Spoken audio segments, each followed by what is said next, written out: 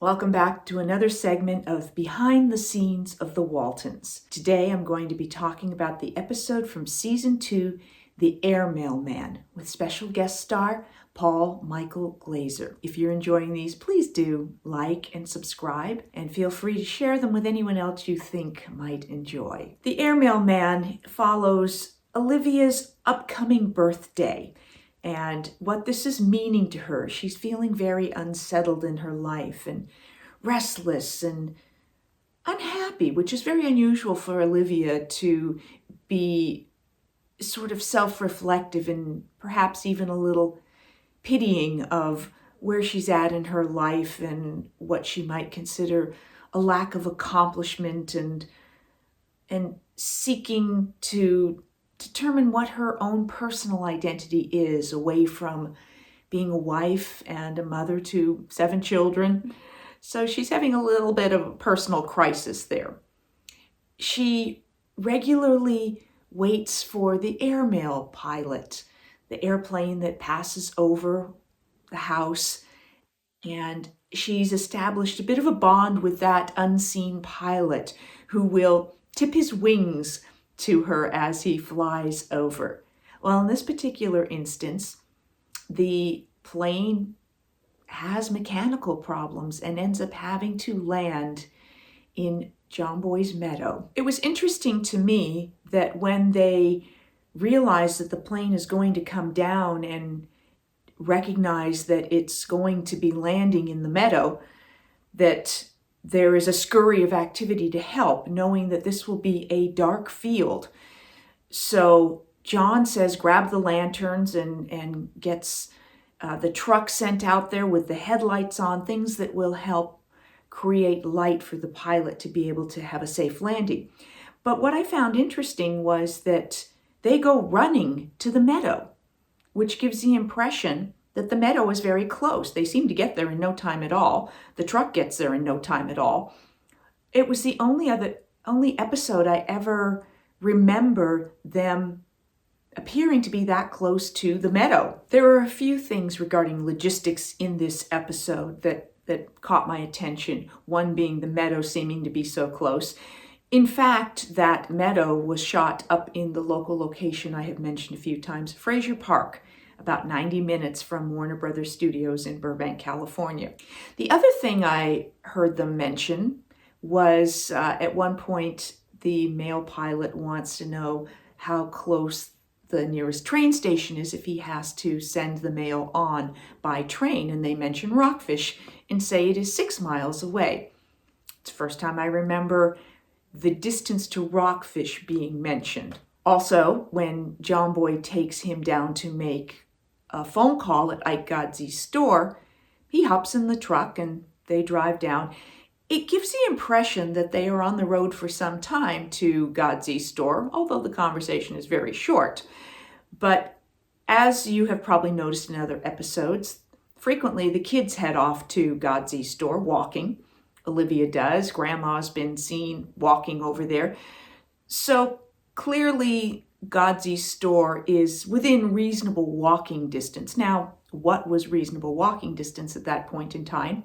Might have been a mile, 2 miles, 3 miles, maybe even as much as 5 miles. I don't know. But I have been asked about these logistics, and I don't know that we ever identified exactly how far it was to Godsey's store, or what was the actual route when they got to Godsey's store of where they emerged from. Often it was one of a couple of paths. So they seem to arrive there from different directions at times. And they seem to head off back home in different directions. So perhaps there were multiple routes to and from Godsey's store. Maybe there were shortcuts. Early in the episode, as a meal is being served up, it is spaghetti and meatballs, which was uncommon as a meal that we had on the Waltons. I don't know how common that would have been in Earl's real family or at that period of time in the 1930s, but we were having spaghetti and meatballs and salad, which does make sense because we did have that garden. So to put together a salad from what they grew in the garden would have made perfect sense. Although again, I don't recall very often us having a meal that included salad. I also noticed that although we are at the beginning of the meal, there was no showing of us sitting and saying grace, which was very unusual. And yet we seem to be at the beginning of the meal. So we can speculate that perhaps we said grace and then Grandma got up to serve the spaghetti and salad. Shooting for time of day could be tricky, often because we pretty much shot and when we were outside, from sunup to sunset. And then sometimes if it was getting into dusk, we would shoot night scenes as it got into the early evening. We rarely shot late into the night. We did pretty much 12-hour days for the crew and for the cast once we were over 18. So that meant that a number of the night scenes had to be sort of cheated during the day. And I am sure I'm not the only one who, in various different shows, catches those points where it's supposed to be night, but it's clear that you can see sun in the distance. Here is a case where we're at the sawmill and Grandpa and John are cutting wood, and they have it nicely shadowed so that it kind of, in the closer shot and the angles they're shooting here, looks like, could be nighttime. And then when we move to another angle very, very shortly after that, where the truck is pulling in, and you can clearly see sunshine in the background until the truck arrives closer to the house, where once again they can bring it into shadow. So a real case of clearly wasn't shot at night. Because the airplane needs parts, the family also says that they will help Todd fix his airplane. So there's a number of charming scenes at the airplane as all the men who were very mechanically inclined help Todd to repair his airplane.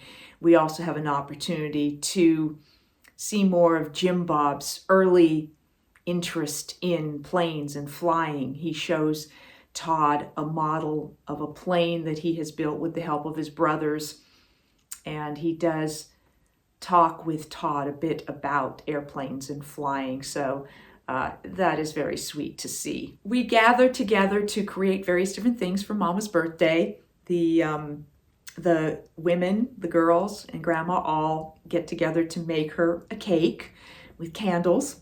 Although we share a birthday song, at that point in time, we couldn't use the actual song Happy Birthday because of royalties and rights and things like that. So John Wamsley wrote an original Mama's birthday song, which he also performed.